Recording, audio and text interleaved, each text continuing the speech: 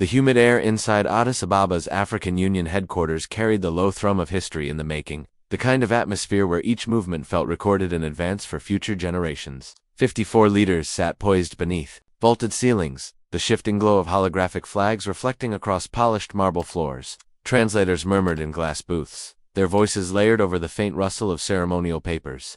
Camera crews adjusted their lenses, the metallic click of shutters punctuating the heavy stillness before the storm of speeches began. Behind the grandeur, in a smaller preparation room, Ibrahim Traoré stood alone at a long wooden table, his posture as sharp as the creases in his military jacket.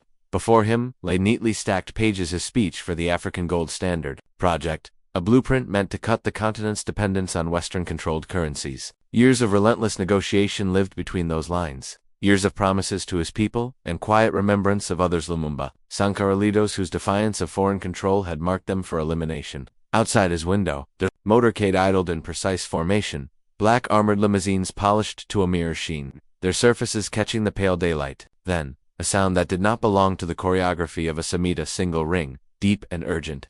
His eyes shifted to the red secure line on the desk. The phone was a relic of contingency, meant only for the gravest threats.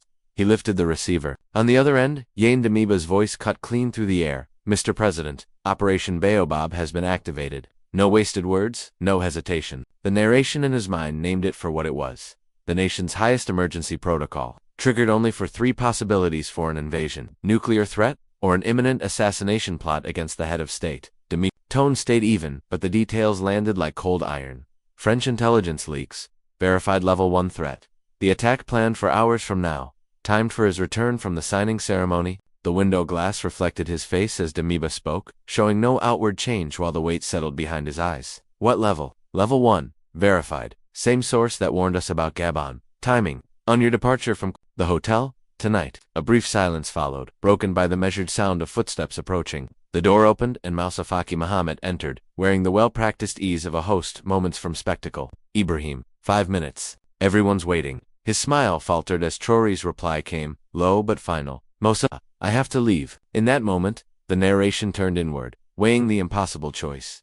The cost of stepping away would be political chaos. Headlines screaming retreat, whispers of fear undermining years of work. The cost of staying could be name added to the long list of leaders who had gambled with death and lost. Mohammed's face moved through disbelief to anger, his hands lifting in exasperation, but Traoré's voice stayed steady. There would be no open argument. Instead, he reached for his phone and began recording a short address. The lens caught him in half-shadow, speaking with the solemnity of a man who knew the value of survival. The African Gold Standard will continue. Only the signing is postponed. He stopped recording and handed the device to Mohammed, who took it reluctantly, his silence an acknowledgement of the gravity in play.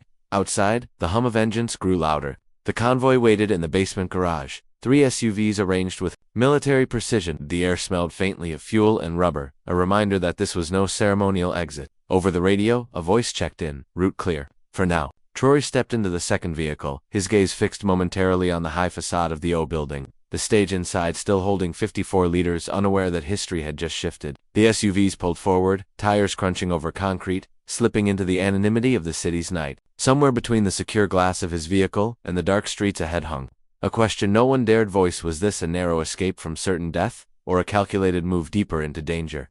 The rumble of the convoy's engines faded into the steady rhythm of the road, headlights slicing through the Addis night. Inside the second SUV, Traoré sat motionless, the city's blur reflecting across the dark glass beside him. The narration stepped back, stitching the present moment to the long, bruised history of African leadership under siege. Faces emerged from memory, and Rukort Sankara in his red beret, speaking of self-reliance until bullets cut him down. Lumumba, whose dream of an independent Congo ended in a shallow grave. Nkrumah overthrown after defying the economic dictates of the West. Each had challenged the same invisible architecture of control, and each had been silenced before their vision could fully take root.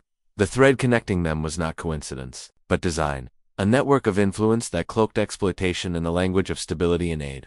Back in the present, the radio cracked with terse updates. The security chief's voice was clipped, urgent. Similar warnings had reached Abuja, Pretoria, Ghana's president, Nigeria's president, South Africa's president. Every one of them, a vocal supporter of the African Gold Standard, had been marked for elimination. The plot was not a single strike but a coordinated dismantling, the kind of precision only possible with deep intelligence penetration and international cooperation. Damiba's voice came through the secure line, a low hum under the vehicle's vibrations. This is bigger than us, Mr. President. It's about killing the idea itself. Traore's reply was immediate, quiet enough to force the listener closer. Then the idea must outlive us. The runway lights of Ouagadougou airport cut through the darkness ahead. Within minutes, the convoy slid to a halt beside the waiting presidential jet, engines already warm.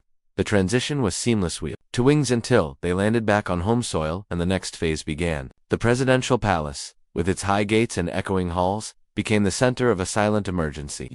In a closed chamber, the top intelligence brass laid out the threat's anatomy, 3 prongs.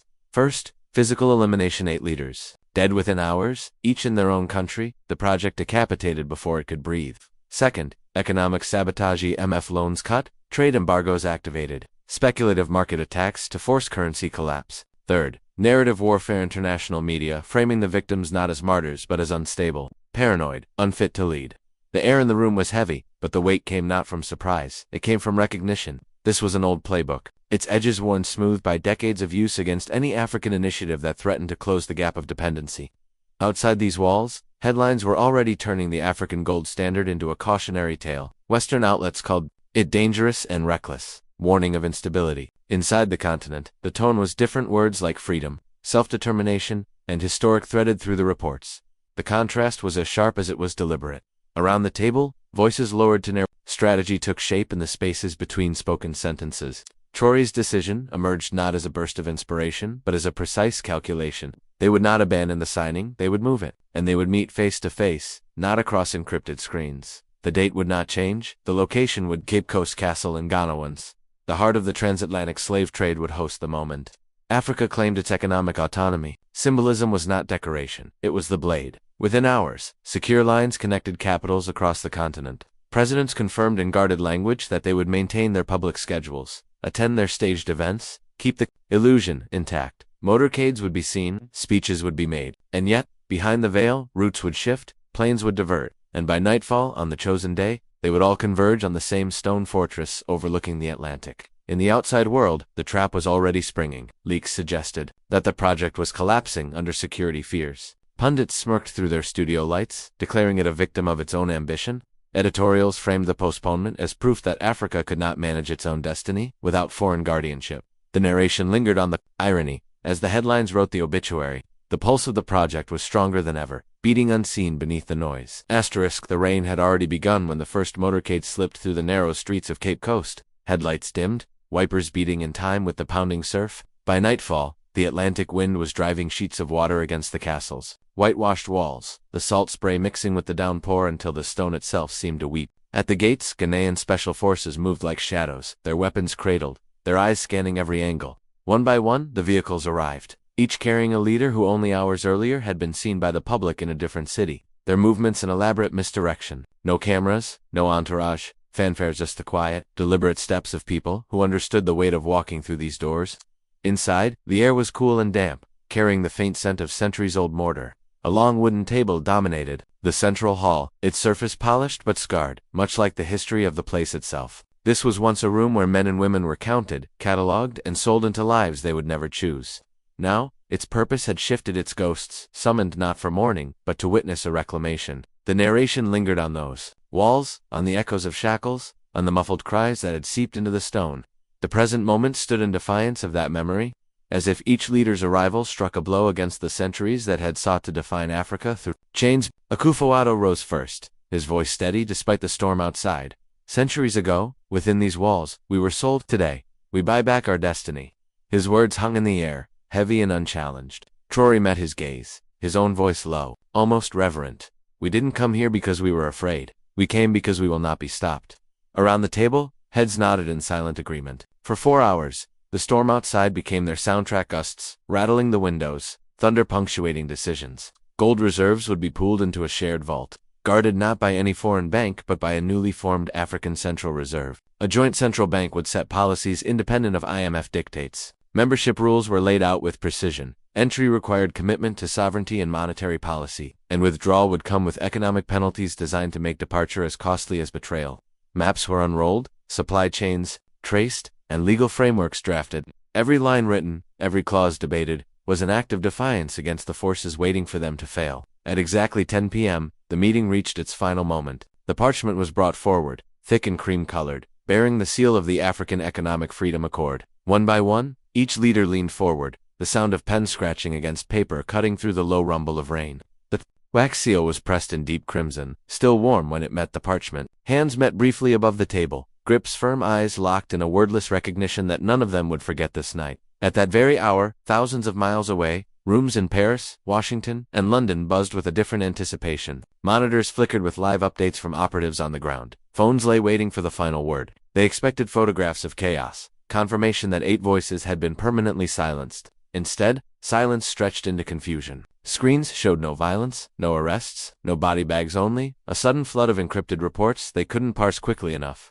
Then came the first breaking headline, not from their own agencies but from African outlets. African gold standard signed in historic Cape Coast meeting. The words repeated across channels like an echo they could not shut down. In that instant, they knew their operation had not only failed, it had been inverted, turned into the very catalyst for the unity they had sought to crush. Morning broke with a clear sky over Cape Coast, the storm having spent itself in the night, but its energy lingered in the air like an unspoken vow. Across 8 nations, television screens came alive at the same moment, the feed opening not with a studio anchor but with the weathered stone and arched windows of Cape Coast Castle. Inside, the long table from the night before was now bare, save for a single microphone. Traore stood behind it, the salt air drifting in through an open window. His voice carried not only across the room but through fiber cables and satellite beams into millions of homes. Last night, he began, his tone steady and unhurried. We made a historic decision. With our own currency, our own rules, we will write our own destiny. The narration cut outward in quick succession. In Accra and Lagos, phone screens lit up with the hashtag Africa Gold Standard, climbing into global trending lists within minutes. In markets from Ouagadougou to Kigali, people abandoned stalls to dance in the streets, music swelling in a way that felt less like celebration and more like release. In Western media studios, anchors stumbled over their scripts, trying to frame the news as unexpected without admitting they had been blindsided. In Paris, a financial analyst's smile faded mid-broadcast as updated market data scrolled across the ticker. In Manhattan boardrooms, faces turned pale as projections bled red across digital charts. Behind closed doors, intelligence chiefs exchanged clipped acknowledgments they had been outmaneuvered. The first weeks passed in a rush of implementation. Member nations began converting reserves, establishing the joint central bank, and quietly shifting trade agreements to favor intra-African exchange. Within months, the roster of participants expanded first to 15 nations, then 23. The narration lingered on the milestones. Container ships docking in African ports with cargo paid for in the new currency. Young engineers and economists boarding flights home after years abroad, their return driven by opportunity rather than exile. A year later, trade between member nations had soared, unemployment had dropped, and the early skeptics, both foreign and domestic, forced to concede the project was not a symbolic gesture but a functioning economic shift. The story curved forward 5 years, the scene returning to Cape Coast Castle. The air was warmer now, the salt breeze carrying the sound of distant waves against the breakwater. Traore stood at the same window, older, the lines on his face deeper but not carved by defeat. Before him sat an audience unlike any the castle had ever seen, representatives from the World Bank and IMF, senior delegates from Asia and Latin America, journalists whose skepticism had once been their armor. The narration folded into his closing words, each one deliberate. Our enemy's greatest weapon was never their bullets. It was our belief in their power. Once we stopped believing, their chains shattered. The silence that followed was not empty. It was the space where understanding settled in. Cameras captured the moment. But the truest image was not on any lens, it was in the collective recognition that the balance had shifted. The camera pulled back then, past the rows of listeners, past the castle's weathered walls, past the cliff where the Atlantic stretched unbroken to the horizon. The ocean below was the same expanse that had once carried millions away in bondage. Now it lay quiet, reflecting light like a mirror. Somewhere in that stillness, a private thought passed through Traore's mind, one the microphones would never record. That phone call didn't just save my life. It awakened a continent. The screen faded to black, the sound of the waves lingering like an oath.